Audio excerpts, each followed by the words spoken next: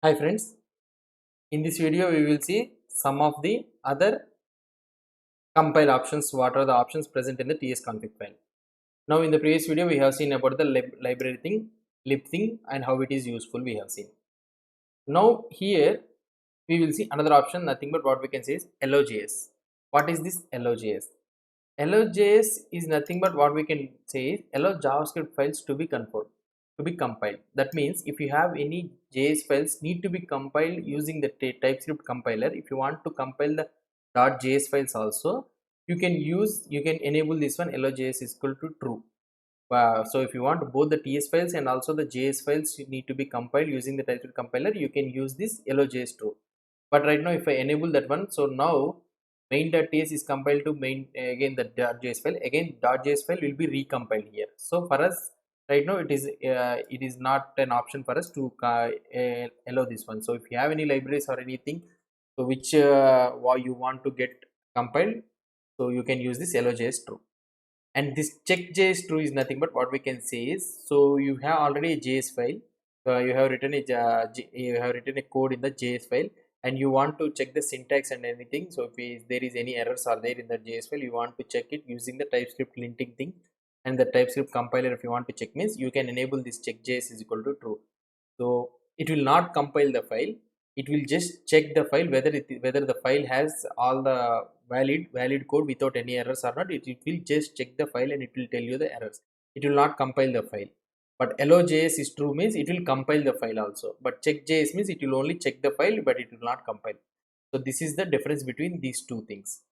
And now another thing, if you come here you can see here JSX preserve. JSX preserve comes with the according to the react code when you are working with react code and all those things. So react native or react code, when you are working with react code and react things, you will be coming crossing the JSX files. JSX files is nothing but what you can see is we are writing the HTML code in the JS files also.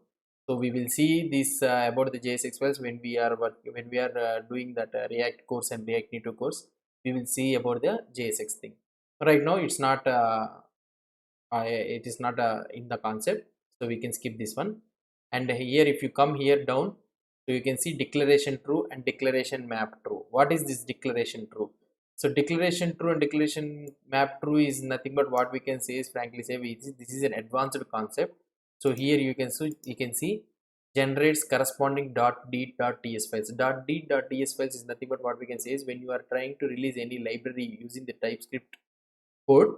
So when you are releasing an array, so you need to generate this .d.ts files also. Why? Because to work in other JavaScript libraries or any other files, in order to work that one, so we need to generate this d.ts file will be very useful. So this one is an advanced concept.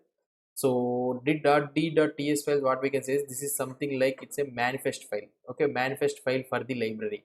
So what are the things available in that one? So to mention this one, this is the manifest file in the library. So for that one we will be using this declaration, and declaration map to means nothing but source map for that d.ts files. So we will be enabling that source map. So this is also an out of concept for us in this one. So this comes under the advanced concepts. Right now we will not cover about these all things. Now here we can see another important concept, nothing but what we can say is source map. So source map is also one of the important concept where we can be, it will be useful for debugging purposes. So what if we enable this one, what it will do is it will generate a source map files, so that for the browsers can easily understand to debug this thing. So we will see this example. For example, if I run the present code here using TSC without source map thing, so just I will run the code here, and if I check the output, okay, if I check the output here, if I click on refresh thing, okay, if you go to the sources here, if I go to the sources, you'll be able to see only analytics.js file and also the main.js files only you will be able to see. So if you check in the here in the main.js file, you are not able to see any code. Why? Main.ts we don't have any code or what? Okay, we have the code. Why this main.js is not okay, why this one is not executing? So we'll refresh it again. We'll check it in the main.js. Oh sorry, so this one we have in the down. So when we move it up, we are able to see the code. Okay, main.js file we have able to see the code. Now here we have a simple code, so that is the reason we are able to understand this code. But if you have it lines, tons of codes and all those things, so it will be very difficult for us to debug this one. So it will be better for us if we have the TS file also, where the line we are getting error, or where the line we are getting a problem or things. If we have the TS files available here also, we can have the, it will be very easy. So if instead of having these compiled files, JS files, we cannot debug here. So if you have the TS files, we can write the code there. We can find the find the problem here, so that we can write the code directly in the TS file. Then it will be very better if we show the TS files here also in the browser. So fortunately what we can do is, so in the ts.config file, when you mention the source map true, so what it will do is, it will generate a .map file which will be understood by the modern browsers. So it will understand the modern browsers, so that it will show the ts files also, the source code file also it will show. Now I will try to compile that with using tsc.